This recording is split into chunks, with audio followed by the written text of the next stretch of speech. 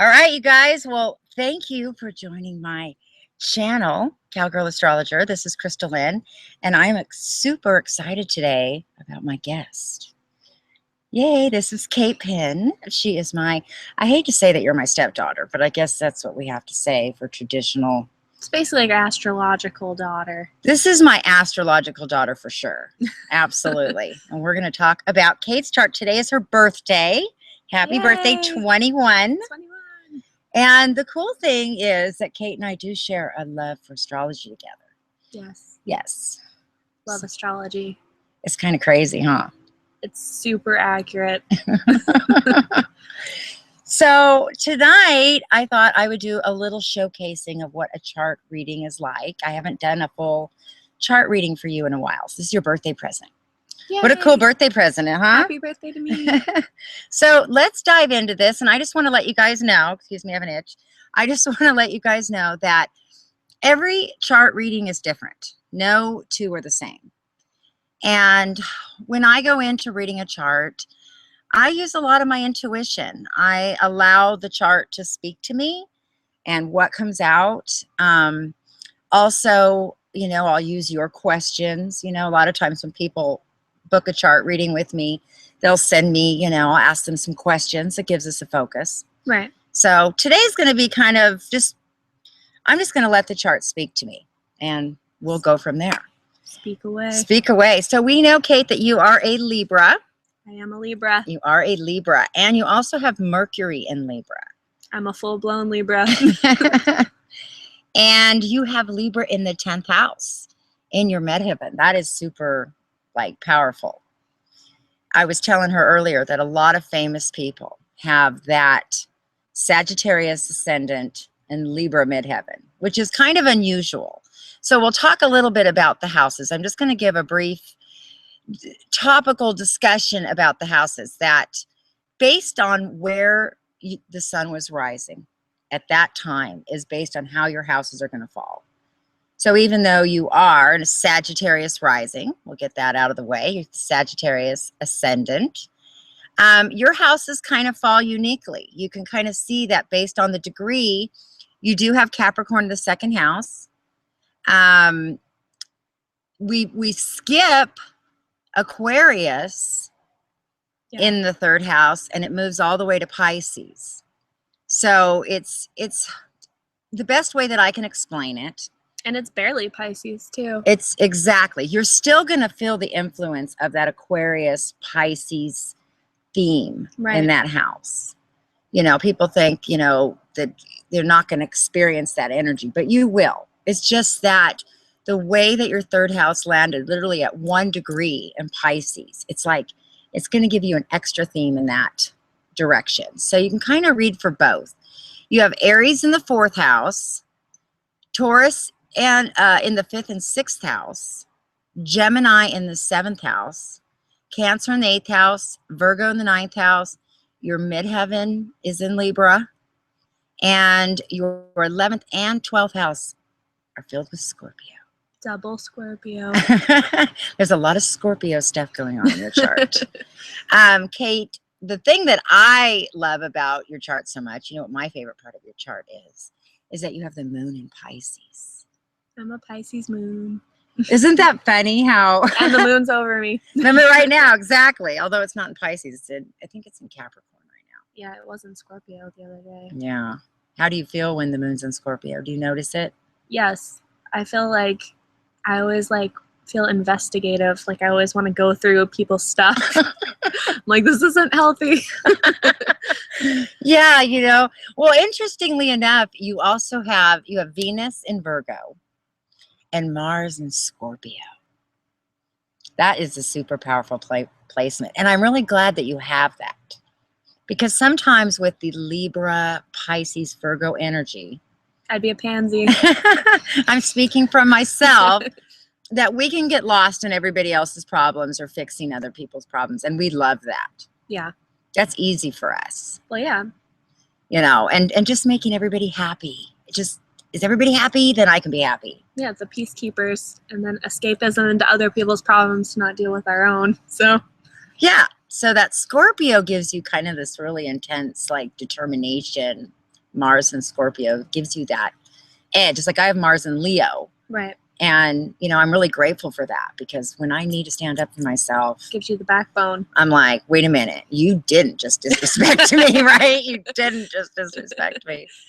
So you have Jupiter in Libra, and let's see what else. You've got Saturn in Aquarius, retrograde, 24.17 degrees.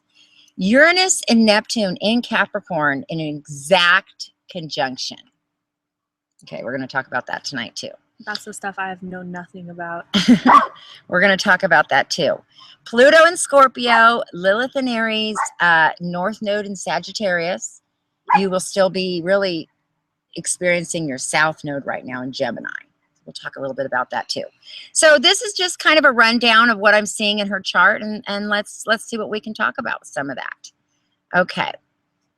So Moon in Pisces.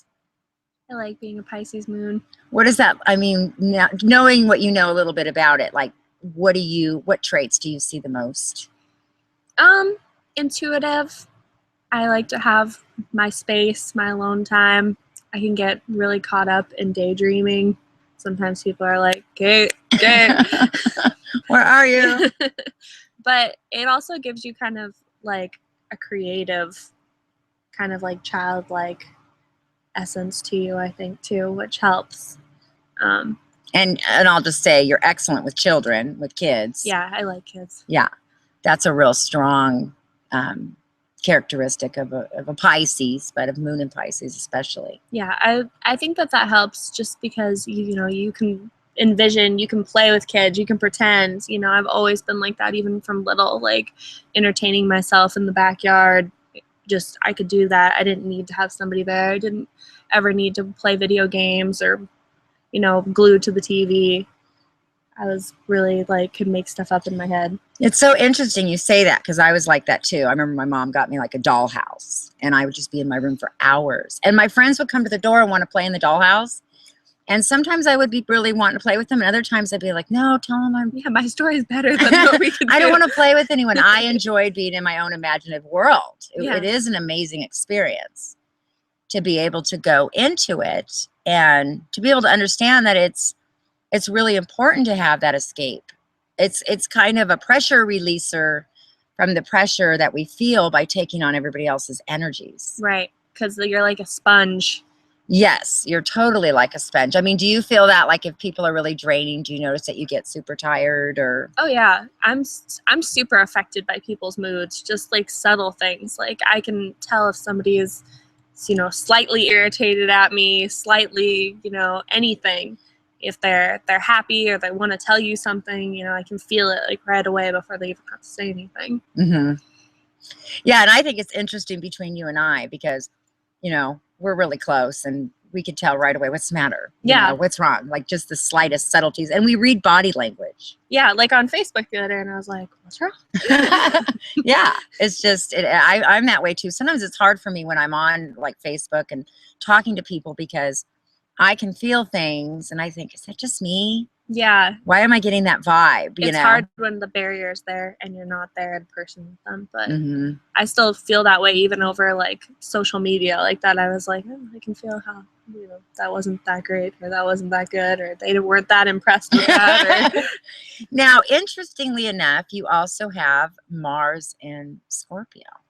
So we have the Moon and Mars in a trine, which is actually very powerful, because you've got the Moon, which is your soul, which is, you know, really the heart of who you are. Right. At the end of the day, you know, no matter what happens in your life, if the shit hits the fan, you're going to always go back to that safe place in the Moon energy. Right. You'll always seek that, you know, and with it having a trine with Mars, that's your fuel. That's kind of like ignites you. Having that energy of your soul and then this igniting, you know, it gives those two energies a place to go together. Right. They're working together instead of, you know, spending your whole life trying to figure out, fighting between the two. Yeah, because when you have a square or you have an opposition, then you spend a lot of your time learning how to, you know, cope, put the two worlds together. So, you know, I'm a sun in Virgo. So I've got the Pisces moon and ascendant in Pisces. And so it's really hard on me sometimes because I have that perfectionistic eye. And then at the same time, I'm almost dyslexic where I can, you know, I'll read the same thing over and over again and I can't see Right. what I just read, you know? So now you have Venus in Virgo. So that is an opposition from your moon and the way you love. Right. So that's challenging. Yeah, I think that I can be maybe a little overly critical. Slightly. At some points. Now, do you find when you first get in a relationship, do you find that you're immediately critical in the beginning? Like you try to find all the flaws right away, get them out of the way? Like, or is this something over time you get more and more critical? I think that well, in relationships now, I think I'm always trying to find like the faults to begin with and the reasons why it's not, you know, it's not going to be the way that I think that it should be. But I think that it's more of a beginning thing for me. I think I eventually kind of work through it as it goes along, just because the rest of my planets aren't so critical. Mm-hmm. So I think it's just kind of the first upfront, and then it kind of mellows out and gets better. Yeah, and that is a characteristic of the Virgo energy that we do. When we meet people, it's kind of an instinct. It's an innate way that we just dissect the situation. Right. We size up the situation. And although having a lot of Libra in your chart, you can also find ways to justify. Oh yeah. Justify. Oh yeah, I can definitely. If somebody is bad for me, I will justify the reasons, you know, oh, poor them, poor this, codependent that. But I think that lately my Virgo has actually kind of helped me like balance out that, where it's like, you know, this person's not perfect, but I just have to be kind of accepting of that. Yeah.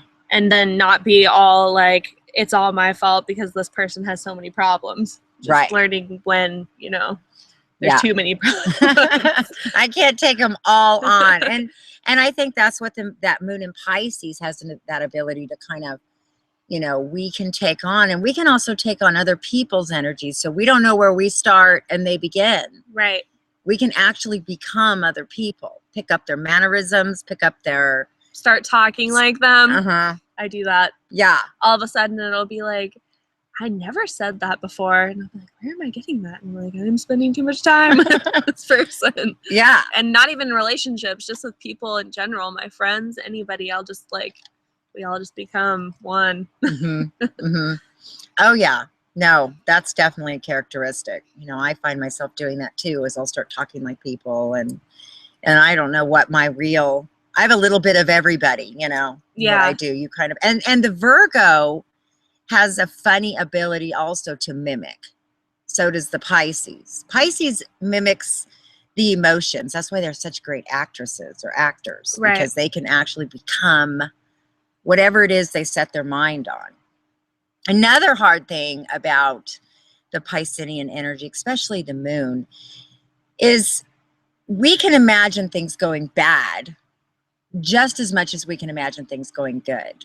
Mm-hmm. Like, I know this is going to sound really terrible, but, you know, sometimes if I think about somebody that I really love that might pass away, you know, that's like the worst thought you could think of someone you really care about. Like, but like my mind one day will just all of a sudden go to that, you know? Yeah. And then the next thing I know, I'm envisioning myself, you know, how it happened, going to the funeral. And you're upset. I'm upset. How I'm going to feel afterward. I'm like playing out the whole entire thing. Who's going to come? Yeah. And then I like slap myself. I go, oh my gosh, what are you doing? And then I start freaking out because I think, oh my gosh, is that really going to happen? Because now I'm thinking about it. Yep. And then you're like, then it's a sign. Then you're like, it came to me randomly. I do the same thing.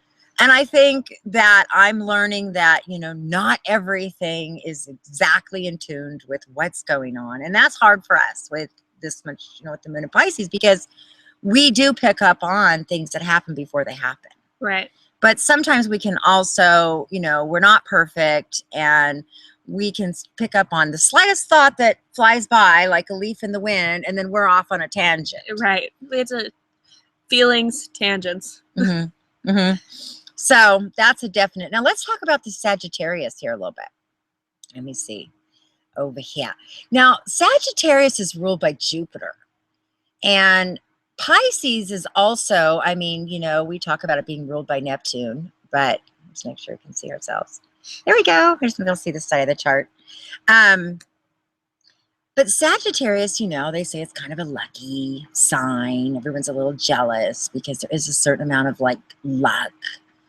You guys have the ability to also see into the future. I was going to say that in ancient times, you know, Jupiter was a co-ruler Right. with Neptune in Pisces. So the Pisces and the Sagittarius kind of share that Jupiterian energy. Right. And that's the ability to see into the future, to expand your mind into the future. Sagittariuses are also super, super smart. You know, and I mean, I know you're like really intelligent. A lot of times they don't use themselves to the fullest potential, though. It takes them a long time to, you know, Yeah. to realize. Yeah. Because sometimes, you know, the Libra side of you can also be, you know, lazy.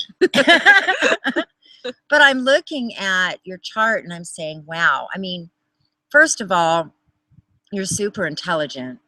You've got, you know, the ability to dream into the future. So that's something, if I were to be doing a reading, I'm doing a reading with you, but as I kind of sharing as an example, I would be encouraging you in your life to always make sure that you are learning.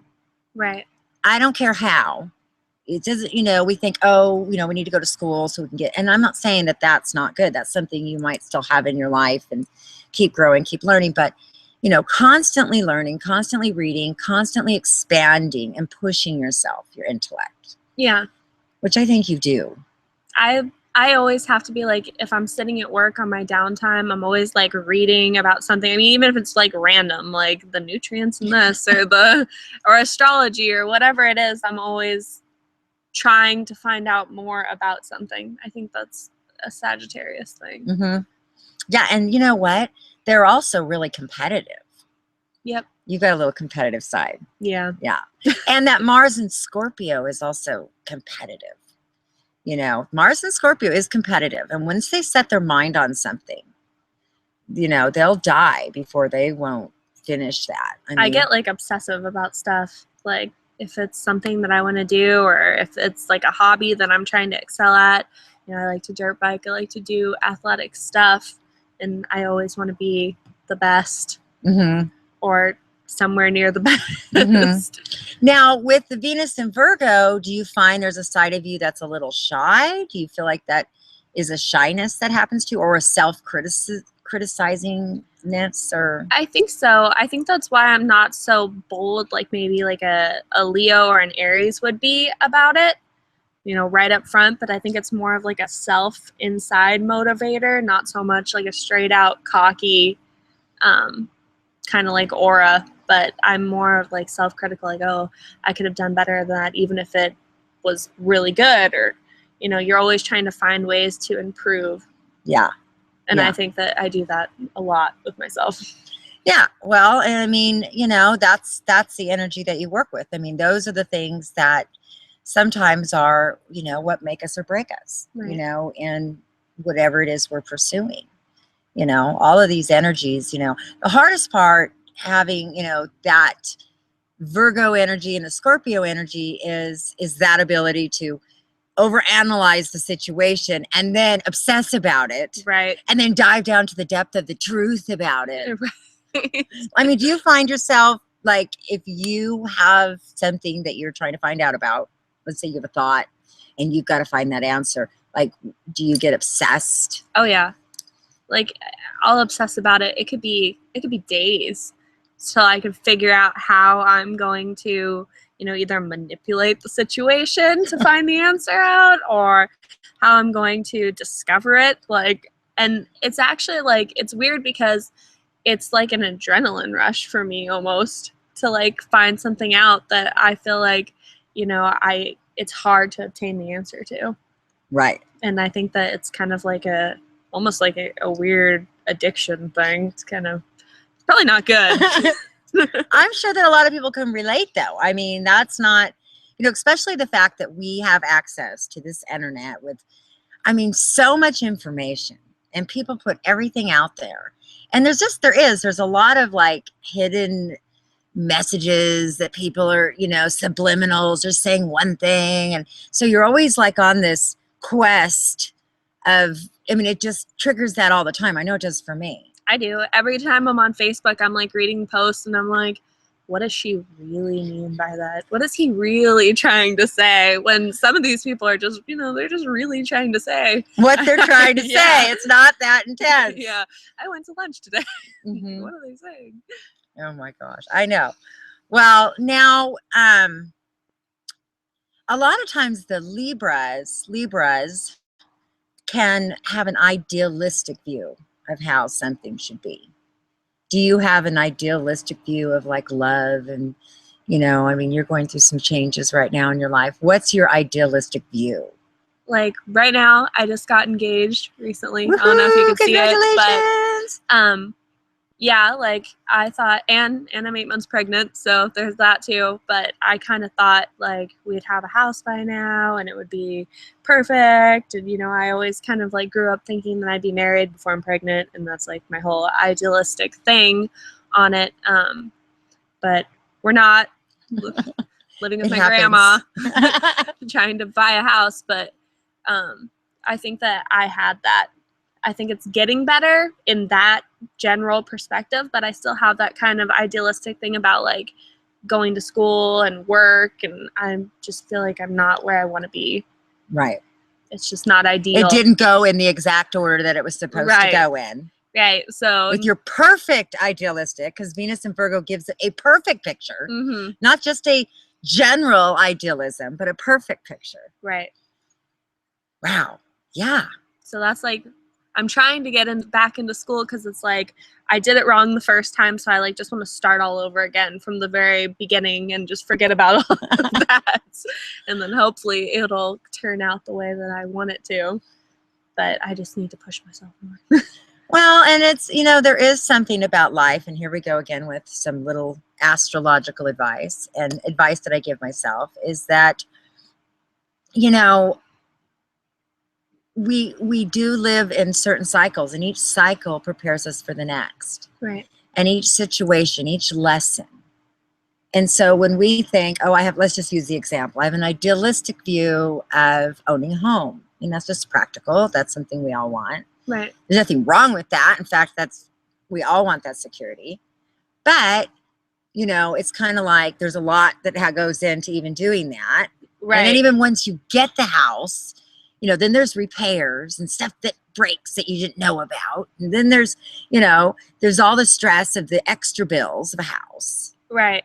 But like, we don't think of that because it's the house. That's exactly what has been going on with like trying to find a house is like, I was like, well, we're just going to find a house in our price range and we're going to put an offer in on it and it's going to get accepted. And that's just the end. And that was the end of my vision. There I am living in my house. But then I'm like, there's paperwork and I have to do all this stuff and we're getting beat by other people. I'm like, this isn't part of my vision anymore. This isn't as much fun. And then the Pisces moon goes, let's just forget about it. We'll do with it later, Let's not talk about this anymore. And it's trusting that the universe knows, God knows exactly what you need. Right. And yet you don't give up those drives and those desires because they are important, but that you can still be kind of have a contentment and happiness no matter what part of the journey you're in. Right. I'm still learning how to do that. I have to tell myself all the time, it's okay to be okay. Right. It's okay to be okay because, talk about idealistic, at 46, I have a 3.5-year-old. Yeah. Yes. Okay. I'm ready to be grandmama. You know what I mean? I'm going to be Mima. I'm a cute Mima. But, the thing is that, it's learning to realize that this is very important each day. Right. And I do the same thing. I have this list of things that, it's that Virgo, this constant list of accomplishments. Check, check, check, and so it's learning not to be hard on yourself. Well, So, especially when you have a Pisces moon, because it's not going in that checklist order ever. Kate and I have the funniest thing, and her dad cracks up at us all the time because Pisces moon, they forget everything. Everything. She walks in, sets her keys down. I actually watch her. Sets her keys down, walks around in like little circles, and then before she leaves, where's my keys? Where did I put my keys? Yeah. And like you just see her like just throw them like subconsciously, and I do the same thing. Never learned my lesson. Putting things in the refrigerator that shouldn't go in the refrigerator, like mindlessly disconnected to our everyday tasks. Oh yeah, and the purse. I gave up even having a purse because I couldn't find anything in the purse. So I just have a wallet now, and then I just kind of put it somewhere in my car and hope that it's there when I need it.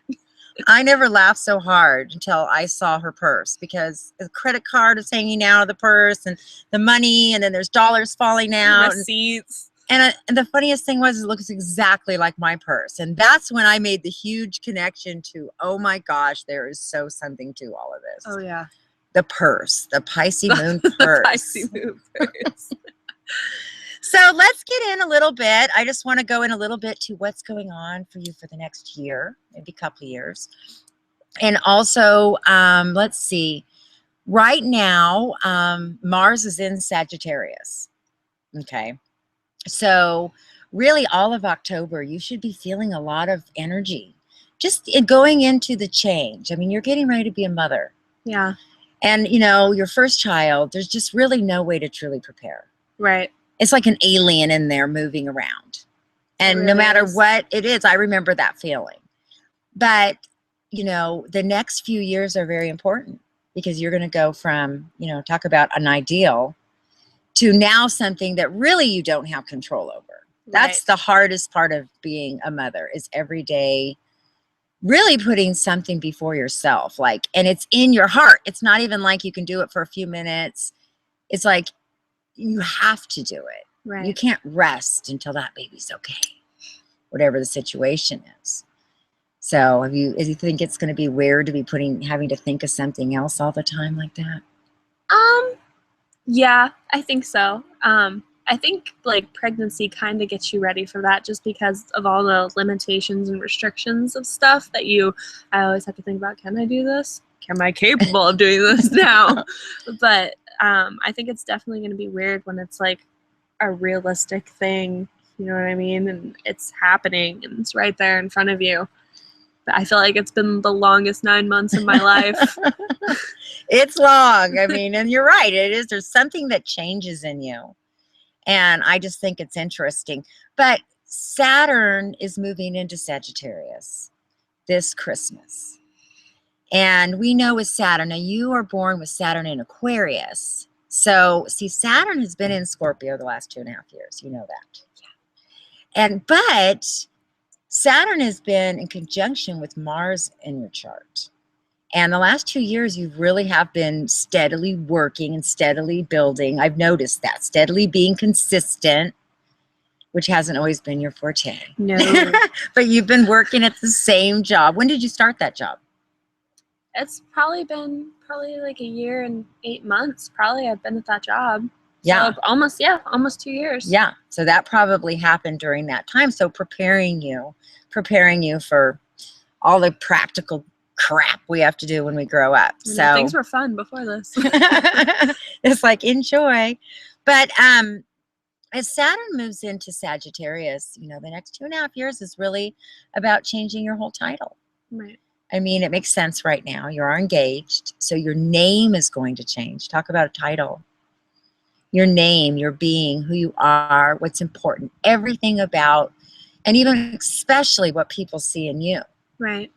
Because we were even talking about, how friendships are even difficult when your friends aren't having a baby. Yeah, not on the same page as you. Like, not everybody I guess I'm 21 now, but not everybody, is engaged, having a baby. Most of my friends are still, in junior college and, hanging out and drinking and stuff. And it's like, I used to be there, but I'm not there anymore. So Yeah, your whole life is going to change. Your friends are going to change. Everything about you. So I really encourage you to not be afraid of this Saturn and Sagittarius. You're in a perfect position to begin to embrace it. With Mars and Sagittarius right now, it's kind of giving you a little precursor. The things that are happening in the next few weeks are probably going to be similar themes that are going to happen in the next 2.5 years. Okay. So, you know, these are the things, but this is a really important time for you. You have your second house in Capricorn. So Pluto is in Capricorn. It's just gone direct. So it's been retrograde. So money issues, especially even buying a house, all of those things can start opening up now. The door can start opening up now. Because when Pluto goes retrograde, especially in your second house, it's like it brings delays. It holds things back. It might show you things that you normally might even overlook. Right. So retrogrades, they're really great, even though on the outside we don't like them, but they do really show us those things.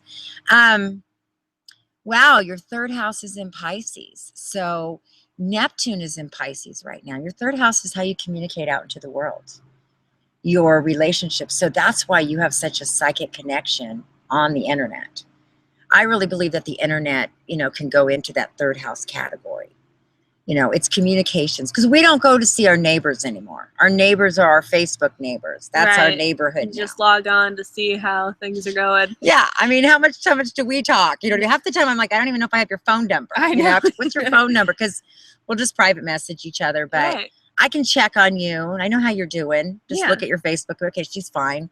You know, but being in your third house, that gives you a very intuitive connection in your communication, especially with the moon there. So it's like, you know, that's really powerful. You're very psychic in your communication, you know, and that gives for a very strong person that can counsel others. Because when your friends and your relatives and your family, they come to you, which is so true. I mean, she's like 21, but I mean, I can tell you things that we've been talking a long time, and I can tell her anything, and she can tell me anything. And it's just that you have that way about you. And, you know, with Neptune there, this is also a great chance in your future to consider, you know, having creative endeavors. Right. Because Pisces is very creative. So your jobs, your communication, you can do things that are creative in your future. You know, right now you're young and you're kind of doing the everyday jobs and checking things out, but, you know. Aries is in your fourth house. So, you know, right now Uranus is in Aries. It's been retrograde. I'm not sure when that's going forward. I'll have to look. But, you know, your home life has had its ups and downs. Turbulent. What she reads is turbulent. Must we say it's been really bad? But, you know, there's a lot of strong people. Right. Because you've got that Mars and Aries energy. So everybody in your life, your family, your extended, everybody you know are strong, opinionated people. Yeah. Right? My mother is like a full-blown Leo, and she's a Gemini, but she's got like a whole bunch of Leo. And then my stepdad is a Leo. My little brother has Leo. And he's a Leo ascendant. And then my stepbrother is also a full-blown Leo. And it's like, too much. I'm glad to be out of that. And it's really interesting because you have absolutely no Leo in your chart. None. But you do seem to be surrounded by them. I mean, maybe, I don't know. I feel like I could do without. No offense to the Leos out there. Well, it's hard when you have a lot of lions in one den. Yeah. That's hard. You really should only have one lion in the castle, you know, in each household. But I think it's interesting that you have the 5th and 6th house in Taurus. One, you are a phenomenal singer. Incredible. And I'm known to sing a few things. And, you know, that's super amazing.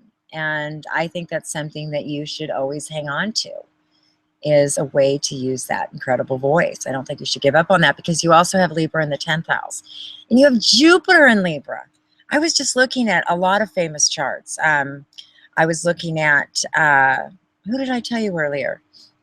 Shania Twain. Yeah. She's got that Sagittarius ascendant, Libra in the 10th house. A lot of famous singers, and they all have Jupiter in Libra. Yeah, I know. Whitney Houston, Jupiter in Libra. Kathy Lee Gifford, I just happened to look at her, Jupiter in Libra. Isn't Oprah a Libra midheaven? Yeah. I thought that's what. Yes, I think she I is. that. Yes, but she is. I'd like to. Anybody that wants to sponsor me, here I am.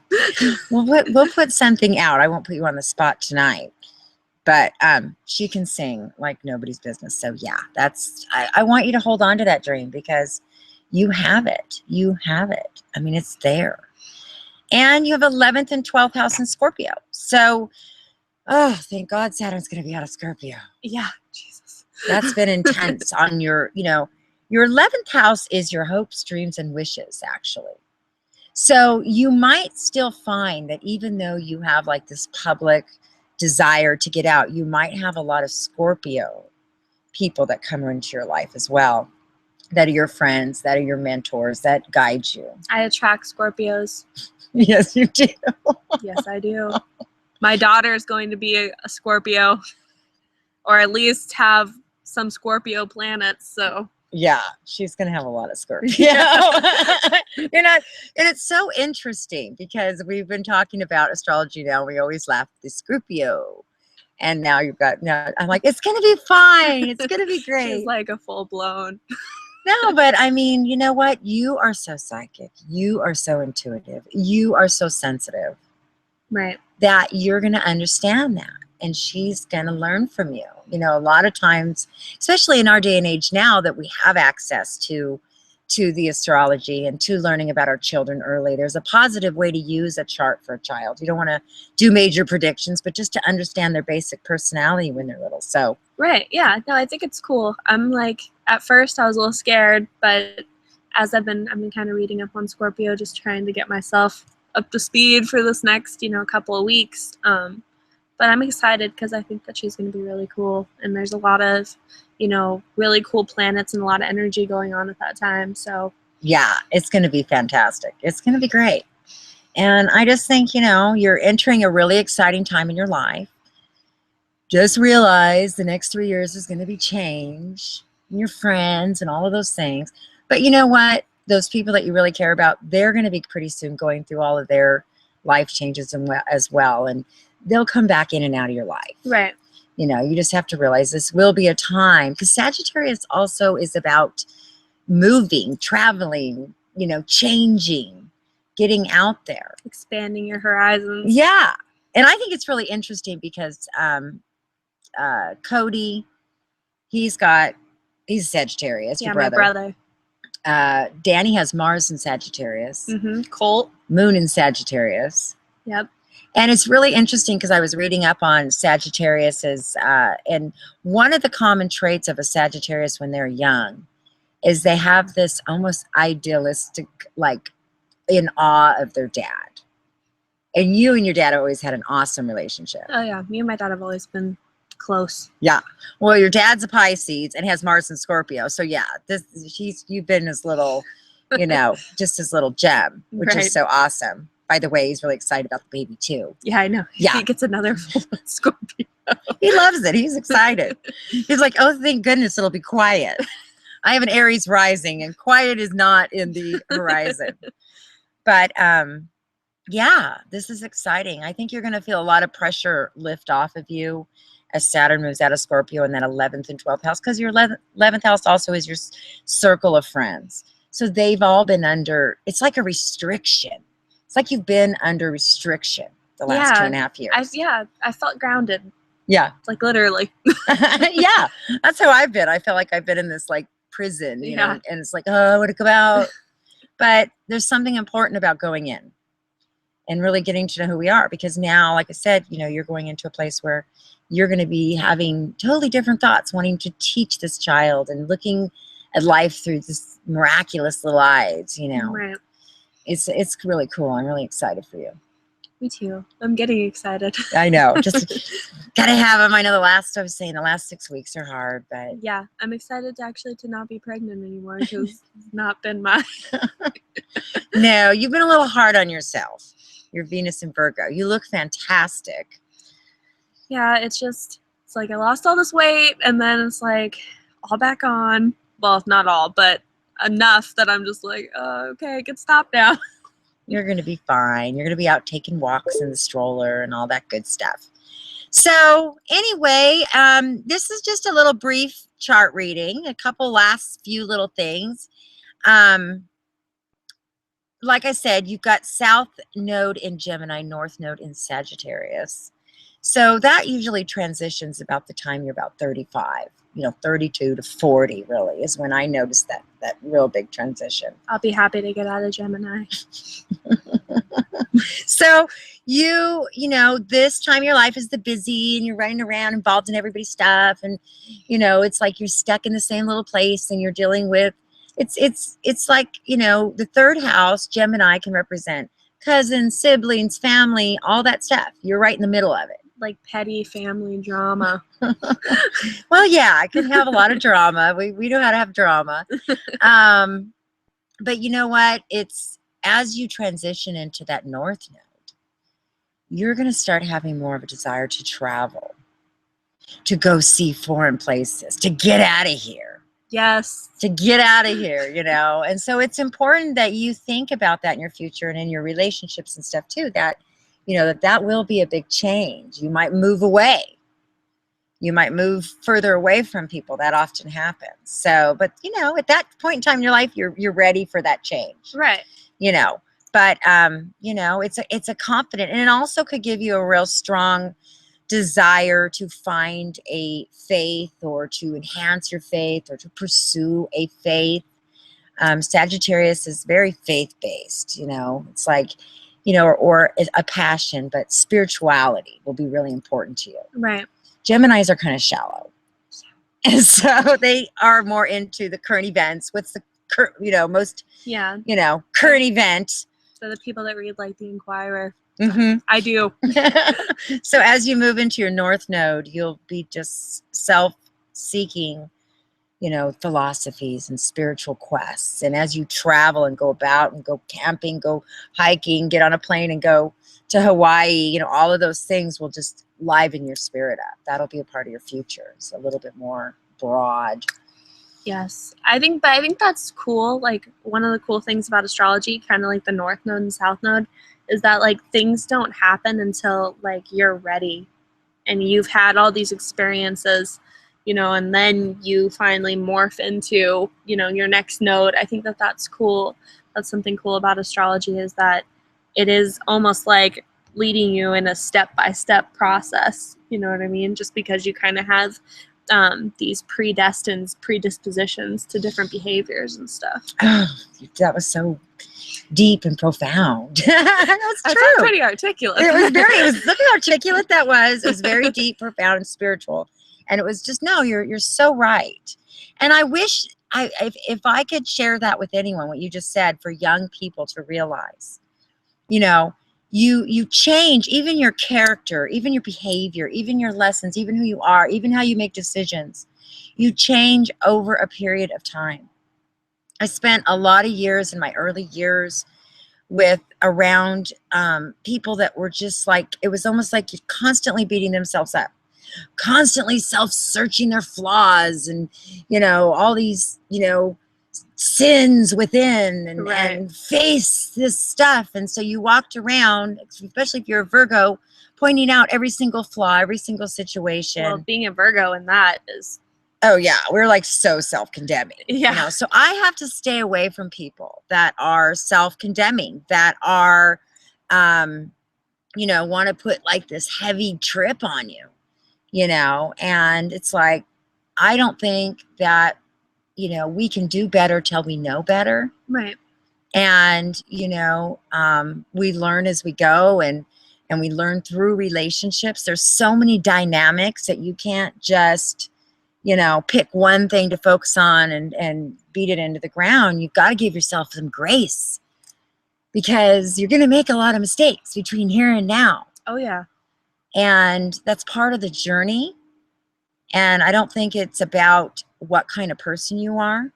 Yeah, I mean, we all have to self-search and we all have to weigh our motives and weigh what we're doing in life. But, when it comes down to it, it's a process. And it's forever a process. But I think that's why, like, I remember when you first started showing me astrology, like, back a couple of years ago. And you were like, well, you can use this, as a tool. And I think that it does help, but I think you're just going to do the things that you're going to do. But I think it kind of like lets you not be so hard on yourself, because you know that this is the reason why these things have to happen to get to this point. You know what I mean? I don't think that there's anything that you can prevent some things, but some things are just the inevitable. You know what I mean? You just kind of have to let them play out and then know that there's a reason for it. And that's because you're a Libra or you're this. Yeah, I mean, yeah, and it's like you were talking earlier. You attract, so you attract Scorpios. Well, if you're attracting the Scorpio theme, being a Mars and Scorpio, that is a part of the theme that needs to play out in your life. And you will have up and down dramatic relationships. It's part of your lessons. Right, but just to know that that's coming, that's happening. Yeah, and it's not all because you're bad. Right. You know what I mean? You're this horrible person. Admit it, sorry. It's just part of the freaking process, and I don't know. I maybe it's because I'm older and maybe because I've lived, a little bit of life, but beating yourself up and self-analyzing yourself to the point where you can't move is not healthy either. No. You got to let things go, and we mature, and we always are looking back. That's what retrogrades are for. They have us look back, and they have us look back into the things in our past, because as we do that, we take with us the good things from our past. Right. And bring them into the future, and we leave back what's, all that other. Yeah, the stuff that just didn't make the grade that gets to come with us. So I don't know. I'm excited. So what do you think? This is just basic. Is there any other questions that you had? Trying to think. Oh, maybe talk about the Lilith real quick. Yeah, let's talk about Lilith. Lilith is really like your raw energy. One of the examples is used as Eve, in Adam and Eve, and that she had this raw energy. Right. And the story, when the snake came, she was tempted. God put him down in the Garden of Eden and said, you can have anything you want. But he did give them one, he had to give them something that would prove their love, that could prove their loyalty to him, that could prove their trust to him. Right. Because if you didn't give them that option of, doing the one thing he wasn't supposed to do, then there really would have been no free will. Right. And so the Lilith energy in all of us is kind of like almost like that raw, native energy. It's not refined. It's a theme again. We have all these themes upon themes that play out in our life. The layered of themes. The layered and layered of themes. But the Aries there's really a strong determination. And, an impulse issue. Yep. It's like you feel it, it's done, and then you think about it. Mm-hmm. And then you think about it. So you've got, it's very impulsive, especially in love and emotions. It's like you just react. There's no control button, emotionally or connected to live energy of any kind. Right. And the Lilith in Aries, that's what I have. And I wonder, he's an Aries, my fiance is an Aries, so I wonder if that kind of absolutely plays off of that. Probably. I absolutely think so. I think that you've got that raw Lilith Aries energy, and you will be attracted to people with that strong, Aryan energy. But at the same time, because there's always different levels of how this can play out, or different ways that this can play out. Sometimes the Lilith and Aries energy can turn bitter down the road. So it's kind of like you've been through enough crap, and now you're just like your own pioneer. You don't need anybody. So you don't want to get going down that far. Right. It's about having people in your life that you truly can trust. Because the true reason that can tend to fall into the cycle of, looking for relationships, but conquering relationships. Like the joy is in the conquering. Yeah. Not the actual relationship. It should be in the long term. It shouldn't be like a status. Well, yeah, because it's like, okay, I conquered you. Oh, wait, now I got to love you. Now I got to actually do something with you. Now I got to be in a relationship, but I just wanted to get you. Yeah. I can fully admit, that I've been there and done that many a time. Yeah. It's going to be a temptation, you know, it's going to be a temptation. And that's what this is about. Understanding our charts is to realize that's going to be a weak spot for you. And it can happen before you even know it. You could be involved, you know, Right. into something and you don't even know how it happened. I've been there many times and I've been like, am I involved in this? How did I get into this? It's also kind of a lot of times that Lilith and Aries, you'll see that they dress kind of dark. You know, your dad actually also has that as well. Oh, yeah. And, you know, it's like they'll dress kind of dark and they'll dress kind of, you know, kind of badass, you know what I mean? And you have that ability too. Yeah, this is like the most flamboyant t-shirt that I own. The rest are all like gray, black, neutral. I'm really like, it's hard to find pregnancy clothes. This looks good. Well, yeah, but it's more of a mysterious, dark kind. And sometimes the other tendency is that you can get into relationships that you already know you're going to win because you've already sized them up. And so the insecure ones actually you become attracted to because you already know that you're going to be successful in that relationship. Yeah, then it's like a guaranteed win. Yes, exactly. But sometimes in doing that, you know, you can take advantage of weaker people. Yeah, and you play with people's emotions. You shouldn't do that. Yeah. Yeah. So that's definitely the pattern. So that'll be just something you're always dealing with. But just to realize that, you know, in the end, as this theme plays out, you're going to come out a very strong person. And you'll have a few people that you know, finding someone that you can really be who you are with is one of the greatest gifts that a relationship can give you, I think. Right. Because you don't realize that now, because right now you're going to go through the whole growing stages of, you know, growing up, a baby in the house and the jobs and establishing the yourself, real life. The real life. Okay, I've already done all that several times over, and it's like, okay, yeah, it's important. But ultimately, at the end of the day, if you can go home at night and you can smile because your husband's rolling around with the baby and, you know, and you can just have a moment and you're content in it. Right. Content in the little joys of love. You know, not the idealistic, because that's going to be hard. Yeah, because love is not flower. Well, this is actually what my dad told me. That love. What did he say about love? He said love is not flowers, getting people chocolate, taking them out to the most expensive restaurants. It's getting up in the middle of the night with the baby. It's cleaning the house, cleaning the kitchen. It's just in your everyday. He's like, that's what it is. Because I think between my mom and my dad, my mom kind of has that idealistic Leo, Gemini perspective on it. And then I think my dad has more of a grounded perspective. So I kind of have both of those. Yeah. So. Yeah. And it's true, because there will be times and you'll have those great moments in your life, the events, the party, the celebration, you know, the birthday, 1 year birthday party, all those things will be great, but they're highlights. It's the day in and day out, you know, and like I said, for me, you know, especially the moon in Pisces, because we do love so deeply. We can love so deeply.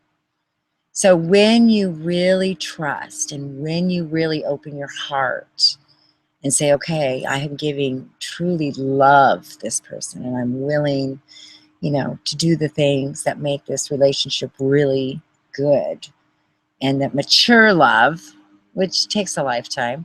I'm still working on all of those things because we learn as we go. Right.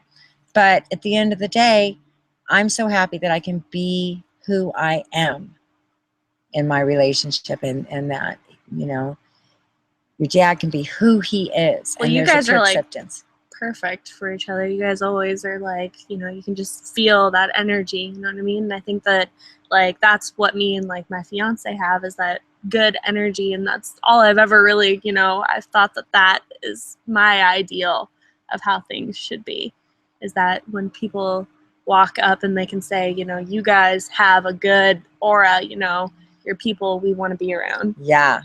I think that says a lot, because there's so many people out there that, you know, they fight every day and they're constantly having that battling energy, and it's not healthy for anybody. No. You know what? You got it, girl. If you can hang on to that right there, that's the answer. That's the answer. And that's your foundation. And then everything else around that is just icing on the cake, because when you can really go through a struggle with somebody, and all of that. But I think that's awesome. Well, there's always so much more we can say. I just dived into the surface. Yeah, I felt like that was a good birthday reading. I'm happy. Is that good? Happy I birthday think so to good me. too. I was going to say, you have Cancer in the 8th house. And Gemini in the 7th house. That's why you have all the Geminis around you. Yep. You're surrounded by Geminis. So you're just going to have that. But your 8th house Cancer, that will be a lot of women in your life, mother figures that are the ones that come in and give you that intimate connection, give you that wisdom. You may have some dramatic episodes with, but you're always going to have strong motherly figures, and you may be taking care of or being there for them. Right. But I see that very true in your life. You have a lot of strong women in your life. Yeah. So that's great, and then, like I said, there may be a point where, you're also nurturing them, and which you do. So, and the last thing I want to say is, I think I said it in the beginning, but Uranus and Neptune are an exact conjunction in your chart. And Stephen Forrest and I talked about this. If you guys have not seen my Google Air with Stephen Forrest, go check that out. It's really good. I thought it was really good. It came out super good. We were just talking about all kinds of cool stuff, and he was talking about the generation where Uranus was conjunct Neptune in Capricorn, and that's your generation. But literally, you are an exact conjunction. 18.13 degrees Uranus in Capricorn, 18.23 Neptune in Capricorn. So you're like really brilliant. You could be like really brilliant. Do you feel brilliant? It can happen. You know what, you guys, keep an eye on her. There is something going on. But, radical change and the spiritual connection, the identity of who you are. Plus in Capricorn, it just screams empire. It screams building. So, I mean, Show me the money. Show you the money. I mean, in closing, you're really young right now and you're just trying to do the basics. But I'm telling you right now, whatever career you have so many options with your chart, but whatever you finally put your focus on, you can be artistic, musical, a writer. You have the gift of art. I'm even doing a children's book, and I want you to do illustrations because you can, all kinds of things. So you're just still discovering who you are right now. Right now you're focused on baby and you don't have to worry too much about anything else, but keep pursuing, keep finding what makes you tick, because you have like a really cool chart. What can I say? What can I say? I'm a Libra. I'm just a Libra. Do you like being a Libra? I do. You do? What's your favorite part about being a Libra? I just like that how balanced everything is, that everything in my life has to have that balance, and I'm not so extreme here and so extreme there. I just like it. I think that it's more of like a neutral sign. And to me, one of the signs that I personally get along with best, probably because I'm a Libra. Right. And you have Mercury in Libra, yeah, which I do too. Right. So yes. That's why we like to talk I know. to each other. No, we're like twins. We're like astro twins. No, because I have Mercury and Venus in Libra. You've got the Sun and Mercury in Libra. We both have Moon in Pisces. Oh, yeah. I have my 10th house in Sagittarius. You're a Virgo, and then I got my Venus in Virgo. Yes. Yeah. Mars in Scorpio. I'm 8th house Scorpio. So I get you. Yeah. I get it. Well, you guys, I hope you enjoyed this. This was just, getting out here and giving you guys just some ways that we look at a chart. If you have any questions for Kate or I, you can comment below. And thank you for coming on. And we're going to have to bring the baby on when she gets here in November. We can do you can see what a full Scorpio looks like. Yeah, the Scorpio baby. I can't wait. She's going to be so special. I know, she's going to be so precious. Yeah, we're getting all kinds of kids in the mix. I'm kind of excited about that. I want to do kid stuff. Yeah. We need to do kid stuff. We need to bring up the next generation. I know. So I'm thrilled. I'm glad everybody else is having babies. You already went through I've that. already been through this. I'm going through it again. It's all good. It's all good. It's all family. Yeah. It's all love. It's all good. So He's a good boy. he's a good boy. All right, you guys. I'll talk to you later. Thank you again for coming on. Thank you for having me. All right. Thanks, guys. Okay, stop broadcast. Bye-bye.